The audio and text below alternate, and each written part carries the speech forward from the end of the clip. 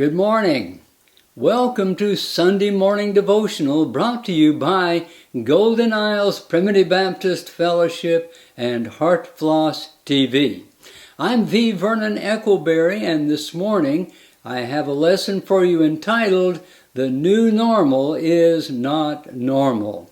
But first, let's join together in singing a hymn that fits our theme this morning, Rise Up, O Church of God. And sometimes it's worded, Rise up, O Saints of God. Join us now as we sing together.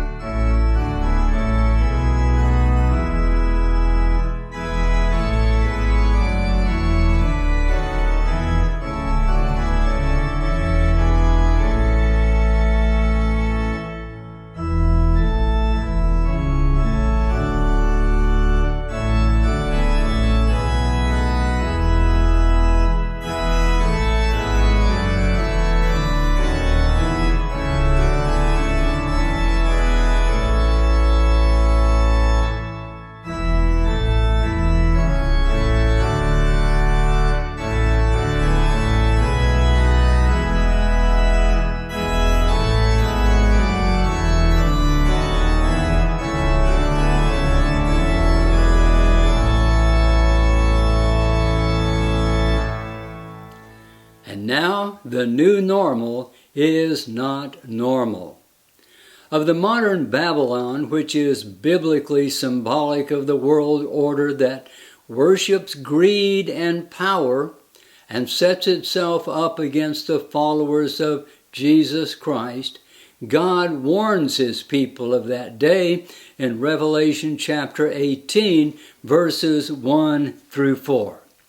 And I heard another voice from heaven saying, John writes, Come out of her, my people, that ye be not partakers of her sins, and that ye receive not of her plagues. For her sins have reached unto heaven, and God hath remembered her iniquities. That is the description of a society that has accepted the new normal as normal. So let's talk about then this phrase called the new normal. That is, by definition, a state to which a society settles that differs from the situation that prevailed prior to the change. Agents of these changes can be disease, upheaval, loss, social influence, apathy, propaganda, and war. Here's who's dictating the abnormal new normal in our world today. It is governments, educational institutions, activist groups, corrupt political systems, worldly religious groups, and World Health organizations. And included in this list would be media and movie makers with their war against Christ and his followers, and against Christianity in general. Now, there is also on the world stage the communist and modern or Muslim nations that persecute Christians, and those in the U.S. who make them the heroes and Christianity the enemy. Now, all of these tell you to get used to it because it's the new normal. Let's talk now about rejecting the new normal. A world that's hostile toward the precepts of God is nothing new, nor should it be any surprise. Paul was confronting it in his day. He wrote of unbelief and its effect on the true faith that he was up against, and he said, God forbid that we should buy into that. God forbid. Yea, let God be true, but every man a liar. Romans 3:4. Now Peter was confronted about his faith, and he said we ought to obey God rather than men, in Acts 5:29. When we're led to believe by politicians that claim ruling our lives is in our best interest, it has the same effect as when Israel asked to be ruled by man and not God. This is found in 1 Samuel chapter 8. God told Samuel, okay, give them what they want, give them what they voted for, so to speak, and see how well they like it. And then in this 8th chapter of 1 Samuel, they were told that essentially the government would take over every aspect of their lives. Does this sound familiar to you and me? And the people, though, accepted all of that as the new normal in their lives, so that they could be like the other nations, they said, who they thought was better off than they were. But God's people are told to, no matter what the world around you is doing, to be ye not conformed to this world, but be ye transformed by the renewing of your mind, Paul writes, that ye may prove or recognize as genuine what is that good and acceptable and perfect will of God. Now here's a dollar bill. It has a picture of George Washington, our first president, on the front. Washington was a God-fearing man who believed that people should only be governed using godly principles. Now here are some of his last words that he spoke in his farewell address to the government over which he had presided.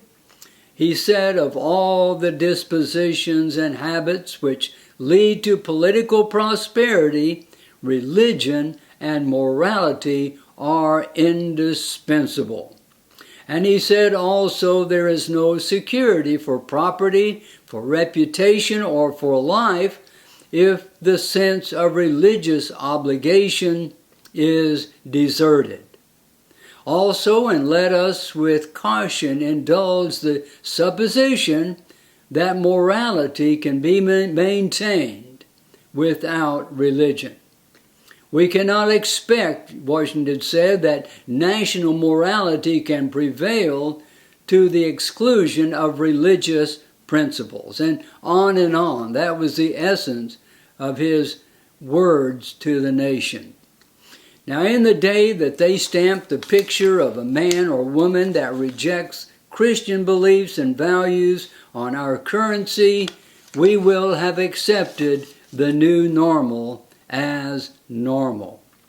Now let's look at the source of what they call the new normal. Paul warns about those in power who lead people away from God, and also reveals the source. He writes in Ephesians 6:10, finally, my brethren, be strong in the Lord and in the power of his might. Put on the whole armor of God, that you may be able to stand against the wiles of who? The wiles of the devil.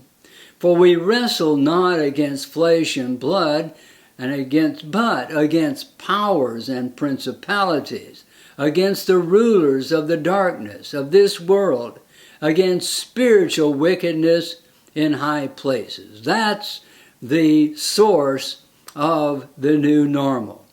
Wherefore, Paul continues, take unto you the whole armor of God, that ye may be able to withstand in the evil day, and having done all to stand. In other words, reject it with the Word of God.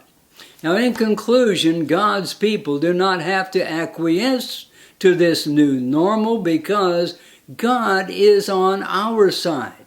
Paul wrote, if God be for us, who can be against us? And we also must learn to discern the times and the people who rule over us, for what they are. Paul charged, "Come out from among them, and be ye separate, saith the Lord, and touch not the unclean thing, and I will receive you," God says in 2 Corinthians chapter 6. And our text then that we began with says the same thing about this modern Babylon. "Come out of her, my people, that ye be not partakers of her sins, and that ye receive not of her plagues." In other words, don't go along with it. Don't be deceived by it. "For her sins have reached unto heaven, and God hath remembered her iniquities." Remember, no matter what those in authority and their propaganda agents may say, for the child of God, the new normal is not normal. William Pearson Merrill wrote it in 1911, the song that we sang in the beginning. "Give heart and soul and mind and strength to serve the King of Kings." And now, may the Lord be with you till we meet again.